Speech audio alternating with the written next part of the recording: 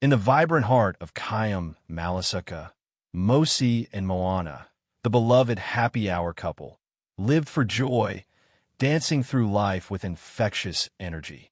Known for their loud laughs at weddings and wild moves at street carnivals, they seemed untouched by life's struggles. But when they brought their young children, Tasha and Chimuka, into the rowdy world of their favorite beer parlor, their carefree lifestyle took a dark turn. What began as innocent fun, teaching their kids to dance and sip beer for laughs, spiraled into a tragic tale of lost innocence and broken dreams. Can a family so deeply entangled in chaos find redemption? Or will their pursuit of happiness destroy everything they hold dear? Dive into this gripping story of love, mistakes, and second chances. Long ago, in the lively Kaya Malasaka neighborhood, there was a couple known as the Happy Hour Duo. Mosi and Moana felt that life was fleeting and joy was essential. Even with children, they believed you could bring them along and keep having fun. From the start of their marriage, they were the heart of every celebration, laughing the loudest at weddings, dancing the most energetically at street festivals, and always present at the local beer parlor on Friday nights. Everyone in the neighborhood knew them, and they were both admired and envied because, despite life's challenges for others, Mosi and Moana seemed carefree. They had little wealth, but they knew how to make modest earnings appear substantial. Moana earned a living as a roadside mechanic, while Mosi braided hair under a mango tree near their home. Like others, they had ambitions, but their greatest desire was to keep enjoying life, staying youthful and lively, and dancing like teenagers. So, when Mosi became pregnant with their first child, they assured everyone that the baby wouldn't alter their lifestyle. And indeed, it didn't.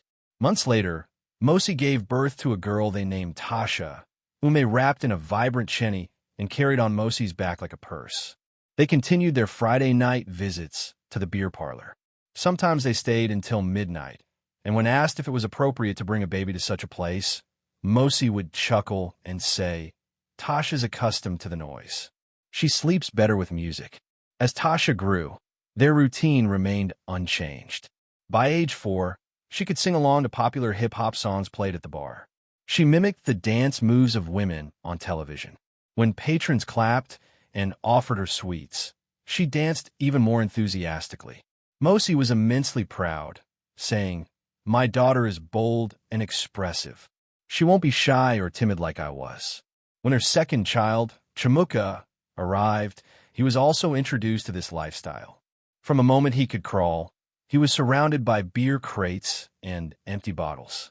At just 2 years old, he would playfully lift his father's glass and pretend to drink, prompting laughter from everyone in the bar. "This boy will take after his dad," someone once exclaimed, and Moana proudly responded, "He'll surpass me." No one saw anything wrong with this. To them, it was all fun and good times. Mosi and Moana often said, "At least we're a family together. At least we're happy." And they were happy, or at least they thought so.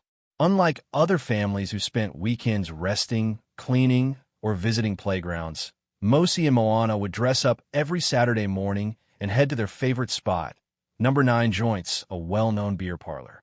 This had become a family tradition, their way of bonding.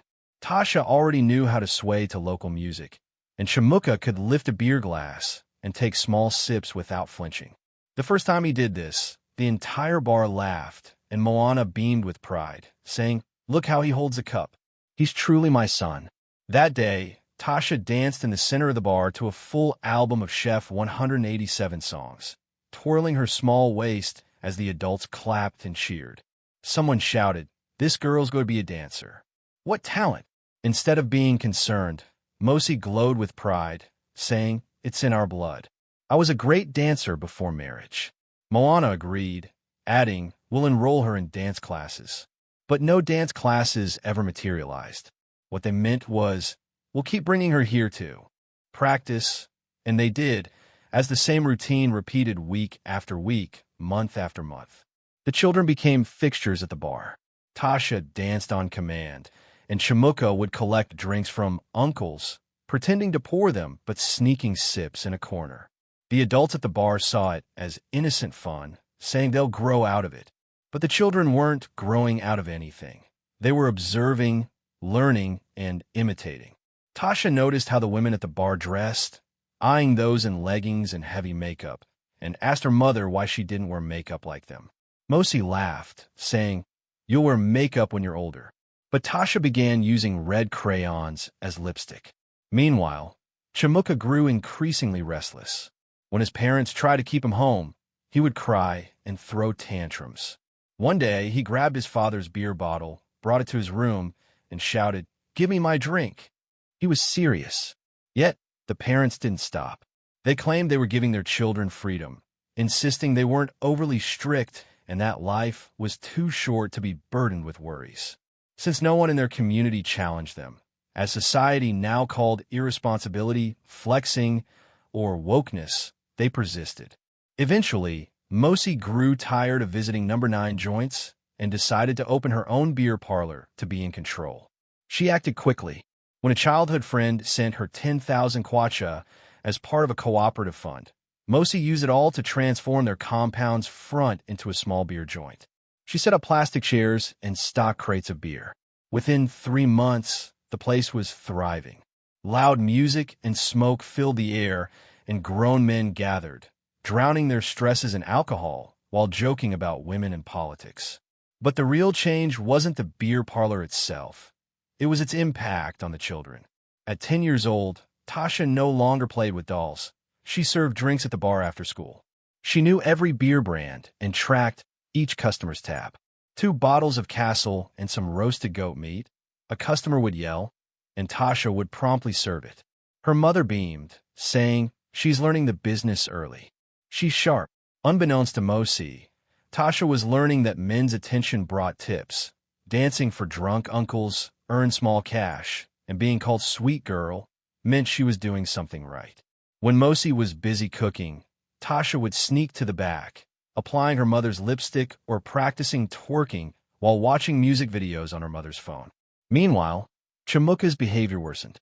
At 8, his eyes were red, not from lack of sleep, but from smoking weed with older boys who gathered behind the bar to roll papers and discuss things no child should know. No one noticed when Chimuka began skipping school, questioned his dropping grades, or paid attention when he brought home stolen bags he snatched from women.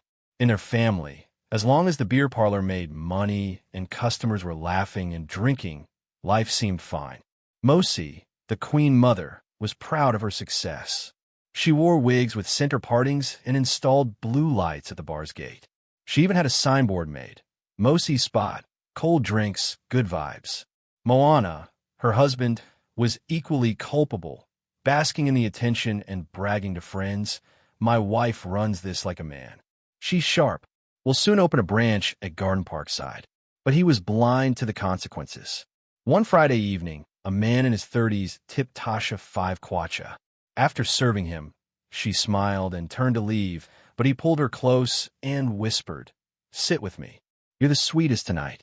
Mosi saw it, but said nothing, only calling out, "Tasha, check the drinks in the big freezer." Tasha ran off, both confused and thrilled by the attention. That same weekend, Chimuka fought with 2 boys behind the bar over accusations of stealing their weed. One pulled a broken bottle, and Chimuka, high and angry, swung a stool. Blood spilled, and people fled screaming. The incident landed at the police station, but Moana paid a small bribe to resolve it. Still, they didn't rethink their parenting. No one counseled Chimuka. They just told him to be careful next time, as the family had normalized chaos and called it fun. This pattern continued. When Tasha was 14, something tragic occurred. She stopped bathing before school and wore sweaters despite the heat. One afternoon, when Mosi scolded her for being slow, Tasha stood silently, staring at the floor, trembling as if she wanted to speak but couldn't. Her mother snapped, "Tasha, are you deaf? What's wrong?" "Nothing, Mommy," Tasha mumbled, walking away slowly. That night, thinking everyone was asleep, Tasha sat behind the house, crying and clutching her stomach. She didn't know how it happened, only that her body felt odd and she hadn't had her period for 2 months. Worst of all, she couldn't identify the responsible man, recalling 4 different men who had secretly touched her while her mother was busy cooking and shouting over music. It began with one man patting her backside as she passed with drinks, another asking her to sit on his lap for 10 minutes, and another giving her sweets, lifting her skirt, and saying, "Don't tell anyone or no more sweets." At just 14, her innocence had been drowned in alcohol and stolen by shameless men. One morning, while washing dishes in the bar's backyard, Tasha collapsed. Mosi screamed, and neighbors rushed to help, pouring water on her. When Tasha opened her eyes, an older woman examined her and told Mosi, "Take her to a clinic. She looks pregnant." Mosi laughed nervously, saying, "Not my daughter. Tasha's well-behaved. It's probably malaria." But that evening, the test confirmed it. The nurse at the government clinic glared at Mosi, saying, "Your daughter is 3 months pregnant." Mosi's heart sank. "Pregnant?" The nurse nodded. "You didn't know?" Mosi looked at Tasha, who sat like a statue, silent since morning, hugging herself and trembling like a drenched bird. At home, Tasha faced her stunned parents. "Who did this?" her mother asked. Tasha looked down, saying, "I don't know." "What do you mean?" her father yelled. Tasha stammered, "It could be Uncle Ben, Uncle Joe, or the Biscuit Man." "I don't know, Dad." Mosi screamed as if she'd found a scorpion in her clothes, collapsing and cursing. "God punish you for this shame." Moana stood frozen, speechless for the first time, recalling sharing meals and laughs with the men Tasha named, men who cheered as she danced.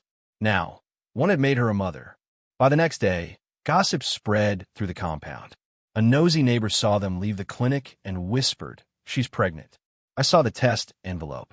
The 4 men Tasha named denied responsibility. Ben said, "Me? I never touched her. Let her say it to the police." Joe claimed, "Not me. She sat on everyone's lap. It's someone else." The Biscuit Man shook his head, saying, "I gave her sweets because I have daughters." How cruel to accuse me. No one confessed. To avoid a police scandal, Mosi swallowed her shame and wept privately. Meanwhile, Moana drank heavily, trying to drown his disgrace in bottles. He sat at the bar that caused their ruin, but the beer tasted bitter, the music joyless, and the business no longer a source of pride. His daughter was pregnant by an unknown patron. The community that once cheered her dancing now judged them, saying, "That's what happens when you raise kids in a bar." Mosi and Moana were so consumed by Tasha's pregnancy that they didn't notice Chimuka's decline. He barely spoke, smoked more weed, and hung out with thieves, one rumored to carry a pistol. Every morning, he joined older boys behind an unfinished building near the football field, smoking weed rolled in black paper. One evening, Mosi noticed his red eyes. "Chimuka, where are you going with that dirty bag? Why are your eyes so red?"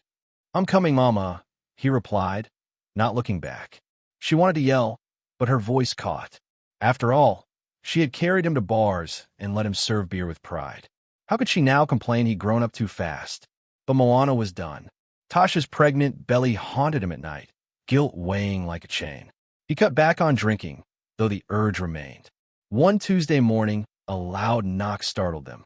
"Moana, Mosi, come out." A neighbor explained, "Chimuka is at the police station. They caught boys stealing phones, and he was with them, with weed in his pocket."